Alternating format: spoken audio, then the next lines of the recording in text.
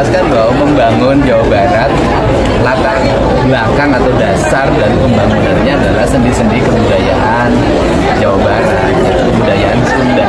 Dan kebudayaan itu harus diterjemahkan dalam produktivitas publik, maka harus lahir transportasi publik yang baik, yang menjunjung tinggi semangat-semangat bergotong royongan, kebersamaan, berbasis komunitas. Kalau di kampung berbasis pariwisata. Kemudian tata ruang yang kembali lagi memberikan ruang-ruang alam agar manusia mendapat ketenangan dalam berinteraksi hidupnya. Kemudian membangun kerangka pembangunan yang efisien, yang tidak habis pakai. Misalnya mengembangkan bambu sebagai bahan bangunan untuk di Provinsi Jawa Barat. Melakukan perubahan tata ruang, tata kelola air. Yang kedepannya, kalau negara kita mungkin, Jawa Barat ke depan, bisa jadi nanti ada aturan bahwa rumah harus menghadapi sungai, bukan membelakangi sungai. Ini kan pola-pola kebudayaan yang harus terwujud. Dan UI itu orang Depok sangat beruntung. Kalau nggak ada UI, nggak ada ruang terbuka hijau. Hutannya kan masih ada di UI sekarang. Itu terkait tadi Iya, itu tadi kan kita kan hari ini sudah berapa ratus penambangan yang ditutup. Nah, penambangan yang ditutup itu kan cermin bahwa tidak boleh terjadi eksploitasi yang berlebihan, yang menurunkan daya dukung lingkungan. Daya dukung lingkungan melahirkan bencana.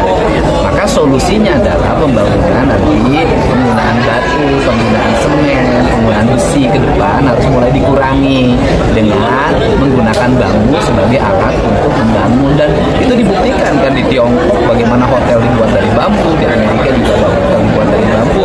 Kenapa kita penghasil bambu terbaik di dunia tidak mengembangkan itu? Akan mulai tahun ini kita akan memulai membangun beberapa sekolah dan bambu.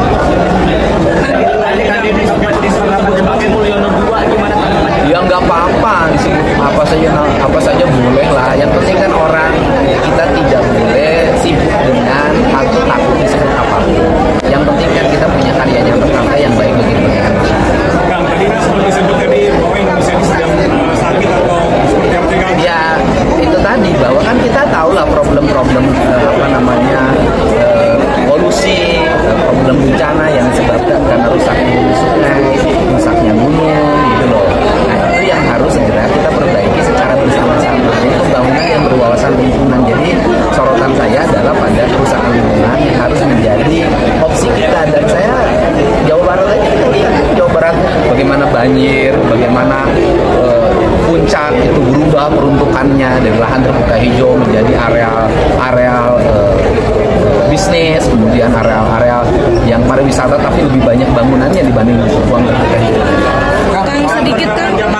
Iya, penerapan jam malam. Oh iya, itu kan jam malam itu. Jadi gini, nanti dimulai bulan Juni ya, Juni, dan kemudian nanti di tahun ajaran baru kita ingin menekankan bahwa anak-anak yang berstatus pelajar, ingat loh, yang berstatus pelajar, mereka itu jam keluar rumahnya sampai jam 9 malam.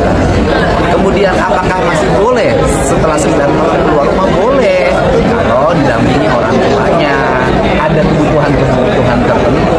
Kemudian dia misalnya ada aspek yang bersifat ekonomi yang harus kita selesaikan, boleh, selama itu bukan untuk kepentingan nongkrong dan menghabiskan waktu yang tidak ada relevansi dengan kebutuhan hidup dan pendidikan. Iya, pengawasan. Kan nanti kita sudah MOU dengan TNI, dengan Polri, dengan Satpol PP, RT RW semua kita menjadi bagian. Minimal nurunin deh. Misalnya gini deh, efek kejut dari barang militer kan hari ini terasa. Bagaimana tawuran mulai turun kan, kemudian anak-anak mulai rajin, anak-anak mulai berjalan kaki ke sekolah, motor penggunaan knalpot brongnya sudah mulai menurun kan. Ini perlu konsistensi. Punishment-nya nanti seperti apa kan? Ya nanti ada pasti mereka dipanggil ke guru BK dan nanti ada proses pendidikan. Ya, kita model-model yang kemarin itu akan kita pakai. Iya, sudah monitor. SMP 3 Kang. Yang oknum guru, ya. Saya sudah tugaskan Kepala Badan Kepegawaian Provinsi Jawa Barat dan Inspektorat melakukan pemanggilan. Dan kemudian apabila terbukti, ya sanksinya pasti diberhentikan. Untuk intensif 25 juta untuk alumni Barak Militer. Kenapa? Udah disampaikan kemarin.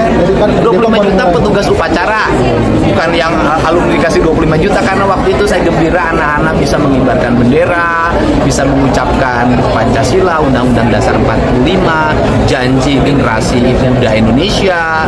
Ya saya spontan lah kasih 25 jutaan. Kemudian bagaimana untuk di Depok, kan SMP itu sama SD Pak Wali yang kasih bonusnya. Kan soal